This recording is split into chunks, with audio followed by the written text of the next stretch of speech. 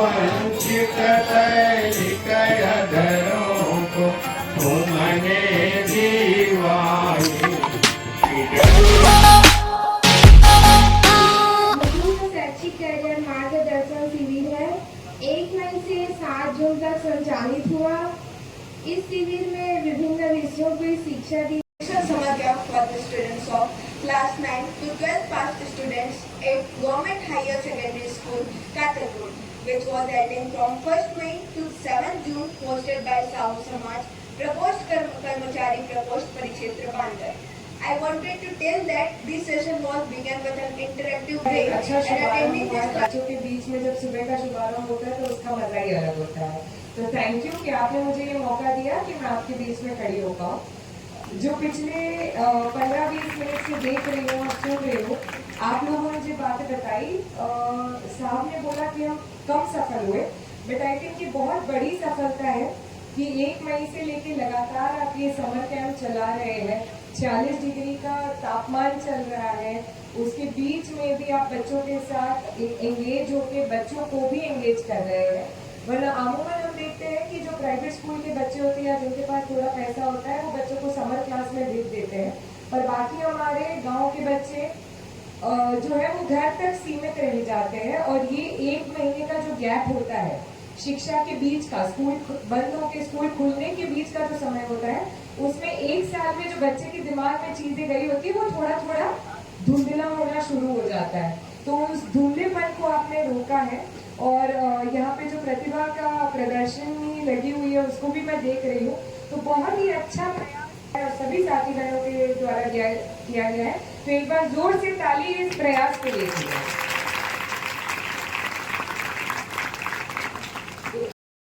साथ एंगेज करती हूँ। मैं ज्यादा कुछ ना बोलूँ वो बेहतर है।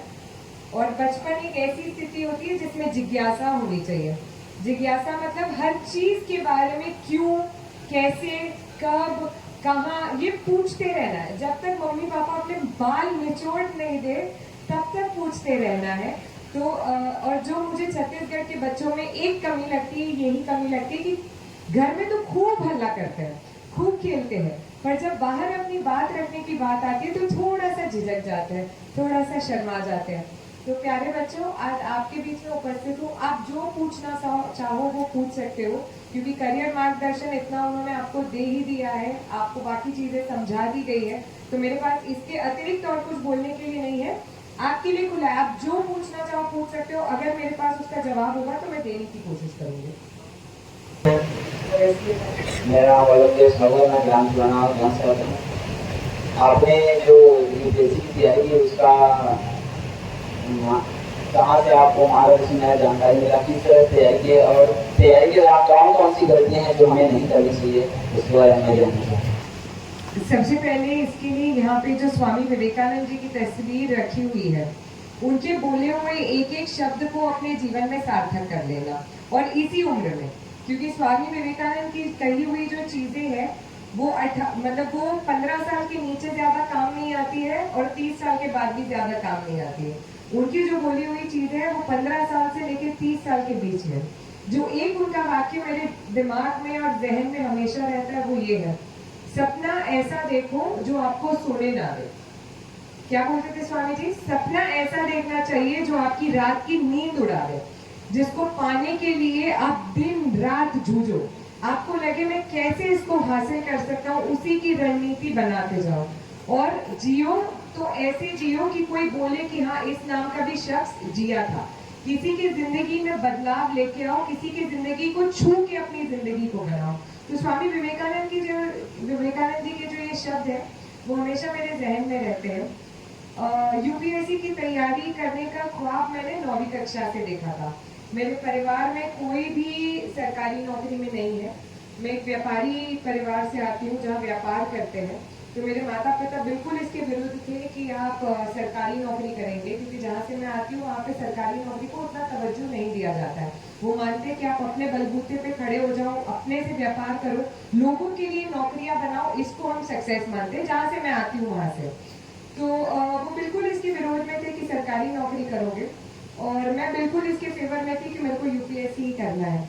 तो उसके पहले मैं बहुत ही एवरेज स्टूडेंट थी, ले दे के धक्का मार मार के पास हो जाती थी, पढ़ाई में ज़्यादा रुचि नहीं रहती थी मेरी। पर 9वीं कक्षा में जब ये सपना मेरे दिमाग में आया, तब से मैंने अपनी पढ़ाई की पूरी दिशा बदल दी। मतलब पढ़ाई करने का तरीका भी बदल दिया, सब चीज़ों को समझने लगी, पूछने लगी, अखबार पढ़ने लगी, जानने लगी कि अगर कोई किसी चीज़ के बारे में बात कर रहा है तो उसका क्या अर्थ होता है। उसके पहले केवल कुछ कोई बोलता था तो उसको ग्रहण कर लेती थी, अपना दिमाग नहीं लगाती थी, पूछती नहीं थी कि ये सही बोल रहा है या गलत बोल रहा है। पर 9वीं कक्षा से मैं ये प्रश्न अपने आप को पूछने लगी। अगर देश की आर्थिक स्थिति को लेकर भी कोई बात होती थी तो मैं पूछती थी कैसा क्यों होता है, या विदेश और देश के रिलेशंस के बारे में बात होता था तो भी पूछती थी कि ये क्यों झगड़ा हो रहा है, क्यों लड़ाई हो रही है। तो ये प्रश्न पूछना मैंने अपने आप से शुरू कर दिया। 10वीं कक्षा के बहुत जोर लगाना पड़ा, क्योंकि अगर 10वीं कक्षा में अंक अच्छे नहीं आएंगे तो पिताजी जो करना चाहते हैं वो करने नहीं देंगे। तो खूब मेहनत से 10वीं कक्षा में पढ़ी, इतना अच्छे से पढ़ी कि मेरे टीचर्स भी हैरान थे और मैं भी हैरान थी कि बहुत ही एवरेज बच्चा अपनी स्कूल में उस समय सीबीएसई बोर्ड में 94% आ गए मेरे। तो मैं भी खुश थी, सब लोग खुश थे। एक के बाद मम्मी पापा ने बोला आप साइंस ले लो, है ना, अब 94% आ गया तो अब तो डॉक्टर या इंजीनियर ही बनना पड़ेगा। और मेरे को रद्दी पर इंटरेस्ट नहीं डॉक्टर या इंजीनियर बनने में। मेरे को क्या लेना था, मेरे को आर्ट्स लेना था। मेरे को आर्ट्स लेके तैयारी करके यूपीएससी क्लियर करना था। तो मेरे पिताजी उसी समय किसी काम से बाहर गाँव चल दिए जब कॉलेज का फॉर्म भरना था। हमारे यहाँ 11वीं 12वीं में कॉलेज आ जाता है, स्कूल नहीं होता है, जूनियर कॉलेज आ जाता है। तो जब फॉर्म भरना था तब मेरे पिताजी बाहर चले गए, ये मेरा भाग्य है पता नहीं क्या है। और मैंने एक ही कॉलेज का फॉर्म भरा, आर्ट्स में ही भरा। तो जब वो वापस आए तो घर में खूब हल्ला हुआ कि बेवकूफ़ लड़की है, अपने मर्जी से काम करती है, इसका तो कुछ नहीं हो सकता जिंदगी में, अपना पूरा भविष्य नष्ट कर देगी। मैं बोला कोई बात नहीं। तो इसका मतलब ये नहीं कि जिद करना है, इसका मतलब ये है कि अगर आप अपनी जिद कर रहे हो तो उस जिद को सही साबित करना भी आपकी जिम्मेदारी है। जिद ऐसी होनी चाहिए जो माँ बाप के विरोध में ना हो पर आपके हक में। तो उस जिद को लेके जब मैंने अपना प्रयास 11वीं में स्टार्ट किया और फिर मेरे पिताजी और माताजी धीरे धीरे देखते गए कि मैं कितना प्रयास कर रही थी। कॉलेज के बाद वहाँ पे एक कोचिंग चलती थी जहाँ यूपीएससी की तैयारी करवा देते। मेरे को एग्जाम तो डिग्री कॉलेज के बाद देना था, बीए पास करने के बाद देना था। तो 5 साल मैं लगातार यूपीएससी की तैयारी करते गए। हर साल जब यूपीएससी का प्रीलिम्स का पेपर आता था तो प्रीलिम्स के पेपर के बाद मैं भी उसको अटेम्प्ट करती थी देखने के लिए कि कितना आ रहा है कितना नहीं आ रहा है। तो 5 साल बाद जो परीक्षा देनी थी उस परीक्षा की तैयारी में साथ साथ करते गए। और उसके साथ ही कॉलेज में सब कुछ किया, सब खेल कूद में भी पार्टिसिपेट किया, घूमने भी पार्टिसिपेट किया। कॉलेज का जो फेस्टिवल होता है उसमें भी अपनी प्रतिभा को निखारने का प्रयास, क्योंकि यूपीएससी आपसे यही मांगता है, सिर्फ ये नहीं बोलता है कि आप कितना किताब पढ़ सकते हो। हर नौकरी, हर करियर, हर प्रोफेशन आपसे ये पूछता है कि आप अपनी प्रतिभा को कितना निखार सकते हो। आपको जो जो चीज से डर लगता है, मुझे मैथ्स से बहुत डर लगता है तो आपको मैथ्स करना है। जो चीज से, मुझे हिंदी बोलने में बहुत घबराहट होती है, मेरे ना हाथ पैर कांपते हैं, अभी भी कांप रहे हैं। तो आप बताओ, मैं हिंदी बोलने वाले राज्य में ही आ गई कि जहाँ पे आपको हिंदी ही बोलना है, हिंदी में ही लिखना है। मेरी मातृभाषा हिंदी नहीं है तो फिर उसको सीखना, मतलब जो चीज से आपको डर लगता है वो चीज आपको सबसे पहले करनी है। ये चीज अपने दिमाग में हर बच्चे को बिठा देनी चाहिए। अगर तालाब में कूदने से डर लगता है तो कूदो और तैरना सीखो। अगर बोलने में झिझक होती है तो बिल्कुल माइक लेके बोलो, गलत बोलो सही बोलो, लोगों को हंसने दो पर बोलो। अगर लोगों के सामने अपनी बात रखने में झिझक होती है तो बिल्कुल अपनी बात रखो। जो जो चीज में झिझक होती है वो चीज मैं निकालते गई कि झिझक किसी भी चीज की नहीं होनी, अपने हर चीज को सामना करना है। ऐसे करते करते कॉलेज पास हो गया, फिर दिल्ली चले गए पढ़ाई करने के लिए, क्योंकि बम्बई में जहाँ से मैं आती हूँ वहाँ पे ये माहौल है नहीं सरकारी नौकरियों का। तो दिल्ली चले गए। दिल्ली में अकेले रह रहे थे, पहली बार माँ बाप से दूर रह रहे थे, अनजान शहर, बड़ा शहर, खाना ऐसा कि मतलब कुत्ते को भी वो रोटी डाल दी जाए तो वो खाएगा नहीं, तो ऐसा खाना भी खा रहे थे। मम्मी पापा आए देखने के लिए तो वो रो पड़े, बोले चलो बेटा वापस चलो, ये सब करने की जरूरत नहीं है। वो सब कर बुरा के जब एग्जाम दे के इस बार आए तो शहर से मैं छत्तीसगढ़ आई। वो एक अलग मेरे को शौक बोल सकते हो कि मैंने कभी ऐसे गांव की जिंदगी को कभी अपनी जिंदगी में देखा नहीं था। और फिर इस माहौल को देख के सिर्फ यूपीएससी के एग्जाम पे परीक्षा समाप्त नहीं होती है, परीक्षा नौकरी लगने के बाद भी चालू रहती है कि आप हर रोज अपने आप को क्या वादा करते हो कि मुझे आज क्या करना है, हर रोज का आपका लक्ष्य क्या है, वरना दिन तो उगता है और दिन ढल भी जाता है। उस दिन को आपने सार्थक कैसे बनाया, आपके जीवन का और एक दिन खत्म हो गया और ऐसे करते करते अपनी जिंदगी भी खत्म हो जाएगी। तो अपनी जिंदगी को सार्थक बनाने के लिए हर दिन प्रयास करना पड़ता है, हर दिन अपना टारगेट सेट करना पड़ता है कि आज मैं ये करूंगी और रात को सोने से पहले ये सोचना पड़ता है कि आज मैंने क्या अपने जीवन को सफल बनाया। ईश्वर ने मुझे जो ये 2 हाथ, 2 पैर, 2 आंख, 2 कान सब अच्छे से दिया है, कोई मुझे परिस्थिति में कोई कमजोरी नहीं दी है। क्या मैंने उस जीवन को सार्थक बनाया? यदि हर रोज ये अपने आप से ये प्रश्न पूछोगे तो आपके जीवन की दशा खुद पर खुद बनती जाएगी। और यही छोटी सी मेरी कहानी है। मैम अभी पढ़ाई में सोशल मीडिया बहुत डिस्टर्ब कर रहा है, तो इससे हम अपने आप को कैसे दूर रख सकते हैं? तो इंस्टाग्राम पे नहीं हूँ, मेरा फेसबुक का अकाउंट नहीं है, मैं व्हाट्सएप केवल इसलिए चलाती हूँ क्योंकि वो लोगों से बात करने के लिए और सरकारी तंत्र में काम करने के लिए सहूलियत देता है। यूट्यूब पे शॉर्ट्स मत देखो, ये सबसे गंदी चीज है। ये जो सोशल मीडिया का दौर है, क्या होता है, आप शुरू करते हो, है ना, आपको लगता है 5 मिनट देखेंगे, सब बच्चे हंस रहे, मतलब सब करते हैं, आपको लगता है 5 मिनट देखेंगे, पर वो 5 मिनट 1 घंटा बन जाता है, वो 1 घंटा 1.5 घंटा बन जाता है। और अंत में क्या, कितने बच्चे यहाँ पे ऐसे हैं जो YouTube के शॉर्ट्स देख के उसी दिन उसको घर पे करने की कोशिश करते हैं। देख लिए, घर पे बना के देखते हो, हमें क्या अच्छा नहीं है। तो सोशल मीडिया बहुत बड़ा डिस्ट्रैक्शन है। सोशल मीडिया का उपयोग उतना ही करना है जितना काम है। तो YouTube खोलने से पहले सोचो कि इसको क्यों खोल रहे हैं, मेरे को आज क्या सीखना है, ठीक है, मुझे कुछ नया क्राफ्ट सीखना है, ठीक, मैं ये नया क्राफ्ट सीख के इसको बंद कर दूंगा। उद्देश्य के साथ सोशल मीडिया का इस्तेमाल करना है, उद्देश्य के साथ कि अच्छा मुझे क्या करना है, मेरा विज्ञान का ये टॉपिक जो है वो कमजोर है, तो मैं इसको खोल के केवल इतना टॉपिक समझ के इसको बंद कर दूंगा। ये सोशल मीडिया को नियंत्रण करना मतलब अपने आप पे डिसिप्लिन रखना, अपने आप पे अंकुश रखना। क्यों मम्मी पापा बोलते हैं कि सिगरेट तंबाकू नहीं पीना चाहिए, दारू नहीं पीना चाहिए, तो कुछ बच्चे कर लेते, कुछ बच्चे नहीं कर पाते। जो नहीं कर पाते उनमें बस ये रहता है मनोबल कमजोर है, मनोबल को स्ट्रॉन्ग।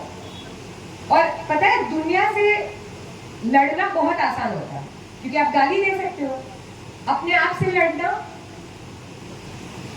सबसे मुश्किल होता है, अपने आप से लड़ना। अपनी ही बात करूंगी, जब थक के आ जाती हूँ ना घर पे, बहुत मन करता है, मेरे 2 बच्चे हैं, एक 6 साल की है और एक 2 साल का है, तो बहुत थक के जब घर आ जाती हूँ, आज सुबह भी जैसे तैयार होके यहाँ पे आई हूँ, तो बहुत मन करता है कि चलो नहीं जाना है। आज सुबह जैसे मुझे निकलना था, 7:45 बजे निकलना था तुम लोगों के बीच में पहुंचने तक, पर वो बच्चे खेल रहे थे, तो मेरा भी बहुत मन किया कि थोड़ा सा समय उनके साथ मैं भी खेल लूँ, क्योंकि मुझे उनके साथ समय नहीं मिलता। पर अगर मैं उनके साथ थोड़ा सा समय खेल लेती तो भगवान ने मुझे आज जिस पद पे खड़ा किया है उस पद के साथ मैं अन्याय करती, क्योंकि मैं जिंदगी भर उनकी माँ रहने वाली हूँ, पर धमतरी जिले में कलेक्टर शायद 1 साल ही रहने वाली है, और मेरा जो दायित्व है कलेक्टर होने के नाते वो आपके प्रति ज्यादा है। तो मुझे किसके साथ झगड़ना पड़ा, खुद के साथ, कि अपने बच्चों के साथ खेलूं या यहाँ आऊं। उसमें थोड़ा सा मैं लेट भी हो गई, जिसके लिए मैं माफी मांगती हूँ, पर वो अपने आप पे डिसिप्लिन करना पड़ा कि नहीं ठीक है, चलो यहाँ जाना ज्यादा जरूरी है, पहले यहाँ चल देते हैं। तो अपने साथ हर रोज लड़ना पड़ेगा, और उसके बीच में अगर ये सोशल मीडिया आ जाएगा तो लड़ाई और कठिन आएगी, क्योंकि सोशल मीडिया देखते देखते मम्मी कुछ बोलते सुनाई देता है, पानी उबल रहा है गैस बंद कर देना, अगर यूट्यूब देख रहे हो तो सुनाई देता है, लड़कों को सुनाई देता है, पिताजी चिल्लाते रहते हैं, सुनाई देता है, नहीं सुनाई देता है, फिर उसके जैसे हेयर स्टाइल बनाने चल देते हैं, है ना। जिंदगी में डिसिप्लिन बहुत जरूरी है, और इस उम्र में अगर डिसिप्लिन रखोगे तो बहुत आगे निकल जाओगे।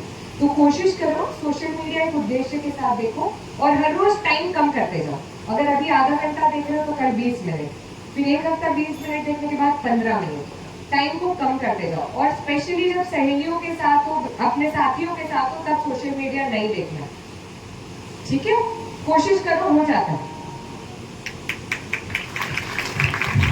Morning ma'am. यूपीएससी का जो एग्ज़ाम है वो कई साल प्रिपेयर बाद क्लियर होता है। जैसे अपने घर के अपने 5 साल उसकी तैयारी की थी, तो मैम हम 1 दिन 2 दिन 3 दिन तो बड़े अच्छे से पढ़ लेते हैं, लेकिन फिर उसके आगे वही कंटिन्यूटी जब की बारी आती है तो बहुत दिक्कत होती है। मैम उसके लिए आपने क्या किया था, आपने क्या करना चाहिए? सबसे पहले कोई भी करियर सिलेक्ट करोगे तो अपने आप को टटोलना, क्या मैं इसके लिए योग्य हूँ, ये अपने को पता होना चाहिए कि क्या मैं इतना मेहनत कर पाऊंगा या कर पाऊंगी। सब करियर अच्छे हैं, ऐसा नहीं कि यूपीएससी बेस्ट करियर है। अगर आप संगीत के फील्ड में जा रहे हो तो वो भी करियर बहुत अच्छा है। सबसे जरूरी है अपने आप को टटोलो और अपनी कमजोरी और अपनी स्ट्रेंथ को आइडेंटिफाई करो। जब ये आइडेंटिफाई कर लोगे तो फिर एक प्लान बनाओ। जो आप बोले कि मैंने 5 साल पढ़ाई की, मैंने 5 साल अपनी कॉलेज के साथ साथ पढ़ाई की, तो मेरा पहले से क्लियर था कि मुझे यही करना है। तो आप भी अगर पहले से क्लियर करोगे तो जिंदगी को एंजॉय भी करोगे, अपनी पढ़ाई भी हो जाएगी और मार्क भी क्लियर हो जाएगा। तो एक प्लान बनाओ कि प्लान बना के चल रहा है। दूसरा, मैंने यूपीएससी के साथ ये भी डिसाइड कर दिया था कि ग्रेजुएशन होने के बाद मैं एक अटेम्प्ट दूंगी।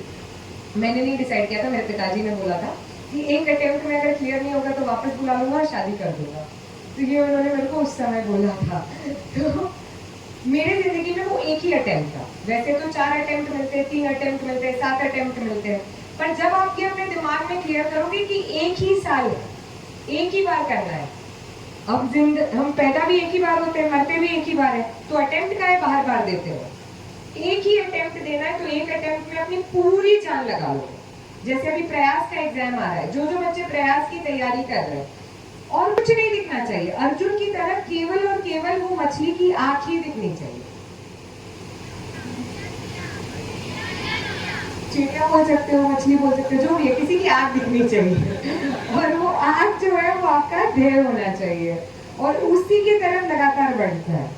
और क्योंकि हम इंसान हैं, जब आप पढ़ाई करना स्टार्ट करोगे या किसी भी ध्येय की तरफ, लक्ष्य की तरफ बढ़ना चालू करोगे, तो प्रकृति परीक्षा लेती है। क्या लेती है? क्या लेती है? इसलिए टीचर भी तुम लोगों की परीक्षा लेते हैं कि प्रकृति परीक्षा लेती है। तो उस परीक्षा को पहले से ही समझ जाओ कि जब कोई चीज प्राप्त करने की कोशिश करोगे तो पहले तो प्रकृति देखेगी ना कि इसको ये चीज देने की ये लायक है या नहीं लायक है। तो पहली परीक्षा आएगी, घर में शादी आ गई, सारे दोस्त वगैरह आ गए, रिश्तेदार आ गए, पूरे गांव के लोग हल्ला मचा रहे हैं और अपने को बैठ के पढ़ना पड़ रहा है। चल छोड़, 10 दिन बाद पढ़ लेंगे। तो वो परीक्षा पास हुए या फेल हुए? फेल हो गए। दूसरी परीक्षा पढ़ रहे हैं, सारे फ्रेंड लोग बोल रहे हैं अरे वो बढ़िया सी मूवी लगी है मिस्टर एंड मिसेस माही, चल के देख के आते हैं। अगर देखने चले गए तो क्या हो जाएगा? क्योंकि प्रयास की तैयारी तो आप कर रहे हो, बाकी साथी तो नहीं कर रहे हैं। तो ये जब परीक्षा आएगी, परीक्षा को देखना है कि ये मेरी चुनौती है और चुनौती को मेरे को जीतना है। दूसरा, दोस्त ऐसे रखो जो आपका साथ दे। ऐसे दोस्त नहीं रखना जो आपकी टांग खींचेंगे। दोस्त ऐसे रखने चाहिए जो सही बोले और आपका साथ दे। मेरे जितने दोस्त थे वो सारे दोस्त 2 साल के लिए, जब मैं तैयारी कर रही थी, मैं घर पे फोन करती थी ना बात करने के लिए, तो 5 मिनट बात करते थे और बोलते थे चल अब फोन रख, जा पढ़ने जा। कोई भी ज्यादा नहीं बतियाता था। और कोई भी दोस्त अपने घर की परेशानी के साथ, अपनी परिस्थिति की खुशी की या गमी, मतलब मेरी 3 दोस्तों की शादी हो गई उस बीच में, तो शादी का न्योता देने के लिए भी ऐसे फोन करते थे कि हमारी शादी होने वाली है, तेरे को मिठाई का डब्बा भिजवा रहे, तू अभी मत आना, तेरा सिलेक्शन हो जाएगा तब घर आना। तो दोस्त ऐसे होने चाहिए, ठीक है? सिर्फ दोस्त ऐसे चुनो मत, दोस्त ऐसे बनो भी। खुद भी ऐसे दोस्त किसी के लिए बनो कि किसी की जिंदगी को आगे बढ़ा सको। और तीसरा, अपने माँ बाप को हर चीज बताना, क्योंकि माँ बाप से बड़ा सहारा, ये संस्कार की बात कर रहे थे आपके टीचर, माँ बाप से बड़ा सहारा जिंदगी में कोई नहीं होता। और ये 15 से 30 साल की जो उम्र होती है ना, उसमें हमको लगता है माँ बाप हमारे सबसे बड़े दुश्मन हैं। हर चीज के लिए ना बोलते हैं, बाल कटाने तो ना बोलते हैं, मेकअप किट चाहिए तो ना बोलते हैं, घूमने जाना है तो ना बोलते हैं। वो ना इसलिए बोलते हैं क्योंकि वो जिंदगी में खुद पछताए रहते हैं और वो नहीं चाहते कि उनके बच्चे पछताए। कुछ माँ बाप को दोस्त बनना आता है, कुछ माँ बाप को नहीं बनना आता, पर सब माँ बाप अपने बच्चों का अच्छा इच्छते। तो कभी भी बुरी से बुरी चीज अभी अगर अपने दोस्त को बताओगे तो उसके पास उसका हल नहीं होगा, ना वो उसका सहारा बन सकता है। पर अपने मम्मी पापा को बताओगे, घर में जो बुजुर्ग है उनसे बात करोगे, तो ये जो डिप्रेशन आता है ना, लगता है कि दुनिया व्यर्थ है, सब खत्म हो रहा है, हम कुछ नहीं कर पाएंगे, इस डिप्रेशन से बच जाओ। मैं आज भी दिन में 10 मिनट निकाल के पिताजी से बात करती हूँ, 10 मिनट निकाल के मम्मी से बात करती हूँ और 5 मिनट निकाल के अपने भाई से बात करती हूँ। कुछ भी हो जाए, सुबह 9 बजे लगा लूंगी, रात के 12 बजे लगा लूंगी, पर मेरा दिन तब तक खत्म नहीं होता जब तक मैं उनसे बात करके पूरी दिनचर्या नहीं बता देती। तो ये चीज को अपना के रखें।